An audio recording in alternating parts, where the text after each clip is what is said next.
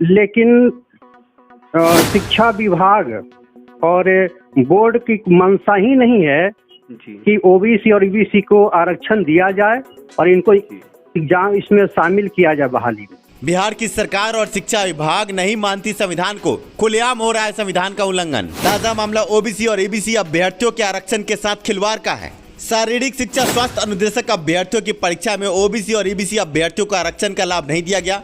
अभ्यर्थियों ने सरकार के बड़े मंत्रियों से लेकर विभाग के उच्च अधिकारियों तक गुहार लगाई। अंत में अभ्यर्थी ओबीसी आयोग पहुंचे। ओबीसी आयोग ने भी कहा है कि आरक्षण के नियमों के साथ खिलवाड़ हुआ है। आपको बता दें कि रिपोर्ट में हाई कोर्ट सुप्रीम कोर्ट के जजमेंट की भी चर्चा है। इस मुद्दे पर विधानसभा में शिक्षा मंत्री विजय कुमार चौधरी से जब सवाल पूछे गए तो भरी विधानसभा में उन्होंने झूठ बोला, झूठा बयान दिया। सुनिए विधानसभा में सफेद झूठ को। सरकार ने अभी माननीय सदस्य ने और सारे सदस्यों ने देखा होगा कि हम लोगों ने लगभग 8,500 पद स्वीकृत किए हैं और जैसा कि हमने कहा कि जैसे ही चुनाव की प्रक्रिया समाप्त होगी 1 महीने के अंदर पद विज्ञापित करके, और दूसरी बात माननीय सदस्य को और सदन को महोदय हम आश्वस्त करना चाहते हैं कि आरक्षण के जो नियम हैं वो नियुक्ति प्राधिकार जो है उनको लागू करना है और सरकार उसकी सख्त मॉनिटरिंग करती है। तो जो भी आरक्षण कोटि में जिस कोटि में जितने पद जाने होंगे, जिस भी कोटि में पिछड़ा, अति पिछड़ा, दलित, महादलित, जिस कोटि में जितने जाने होंगे वो उसमें निश्चित जाएंगे। इसमें एक पद का भी इधर से उधर महोदय नहीं हो सकता।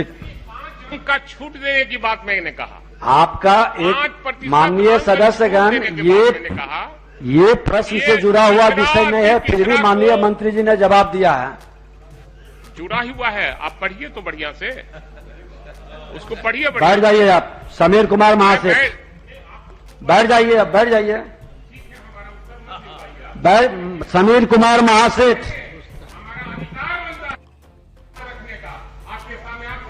ठीक है, बैठ जाए, आप बैठ जाए। अब दूसरे का भी अधिकार बनता है, दूसरे माननीय सदस्यों का अधिकार बनता है। विधानसभा में अधिकारों की बात हो रही है, पर अधिकारों का हनन साफ तौर से नजर आ रहा है। शिक्षा मंत्री के झूठे बयान क्या ईबीसी और ओबीसी अभ्यर्थी माफ कर पाएंगे? ये आने वाला चुनाव ही बताएगा। ऐसे में आपके स्क्रीन पर ईबीसी ओबीसी आयोग का रिपोर्ट है। आपको बता दें कि अभ्यर्थी हार कर ईबीसी ओबीसी आयोग भी पहुंचे थे। रिपोर्ट से भी आपको रूबरू कराएंगे। पहले अमित कुमार को सुनिए जो कि अभ्यर्थी हैं। बिहार में शारीरिक शिक्षा स्वास्थ्य अनुदेशक अभ्यर्थियों की बहाली के संबंध में जो गतिरोध लगातार जारी है, इस बीच में ओबीसी और ईबीसी का भी एक बड़ा मुद्दा उठा है कि परीक्षा में आरक्षण का लाभ नहीं दिया गया। ऐसे में बहुत सारे अभ्यर्थी अनुत्तीर्ण हुए। हमारे साथ अमित जी, क्या मुद्दा? जी सर प्रणाम। प्रणाम जी सर, हमारी एग्जाम 16 दिसंबर 2019 को बिहार बोर्ड के द्वारा लिया गया था जी। उसमें हम अनुदेशक के कैंडिडेट को जी आरक्षण का लाभ नहीं मिला जी, जबकि एक ही नियमावली एवं एक ही बोर्ड के अंतर्गत जी 2 तरह के एग्जाम हुआ था, एक स्टेट का और दूसरा अनुदेशक का। जी। तो स्टेट के एग्जाम में ओबीसी और ईबीसी कैंडिडेट को आरक्षण का लाभ दिया गया जी, जबकि अनुदेशक के एग्जाम में ओबीसी और ईबीसी कैंडिडेट को, पुरुष कैंडिडेट को आरक्षण का लाभ नहीं दिया गया, जिस वजह से हम लोग 1-2 अंक से नॉट क्वालिफाई हो गए। अगर आरक्षण का लाभ मिला होता तो हम लोग भी क्वालिफाई होते। हम शिक्षा मंत्री से मिले, हम कहे सर अभी तक कुछ हुआ नहीं, तो उनका कहना है कि देखिए कुछ हो नहीं सकता है, अब वसूल नहीं है। अब एक बार जो नियमावली बन गई और रिजल्ट प्रकाशित हो गया तो अब उसमें कोई संशोधन नहीं किया जा सकता है, गलत ही सही, लेकिन अब बहाली जो है उसी नियमावली के अनुसार लिया जाएगा। एक बार इसमें संशोधन भी हुआ है सर। 15 जुलाई 2020 को सेट में गड़बड़ी की वजह से रिजल्ट में संशोधन हुआ था, जिसमें कुछ कैंडिडेट और क्वालिफाई हुए। टोटल कैंडिडेट 3523 क्वालिफाई हो गए जी। तो अगर आरक्षण में सुधार करके कुछ करना होता तो उस वक्त भी कर सकते थे जी, लेकिन शिक्षा विभाग और बोर्ड की मंशा ही नहीं है कि ओबीसी और ईबीसी को आरक्षण दिया जाए और इनको एग्जाम इसमें शामिल किया जाए बहाली में। पीआईएल के माध्यम से कोर्ट की शरण में गए हैं जी। अब समय जो भी लगे, जितना भी वक्त लगे, और हमको पूरा विश्वास है कि हम लोग की जीत वहाँ जरूर मिलेगी। ऐसे में क्या अभी तक कोई सुनवाई हुई है और आपके PIL के केस नंबर के संबंध में कुछ अगर आप जानकारी दे तो आप अभ्यर्थियों के लिए बड़ी बात होगी। हम लोग का केस नंबर CWJC 19611 जी /2021 हम लोग का 1 सप्ताह के भीतर कुछ जी फैसला शायद मिले, उम्मीद है, क्योंकि PIL का ही मैटर है, इसमें तो वक्त नहीं लगना चाहिए।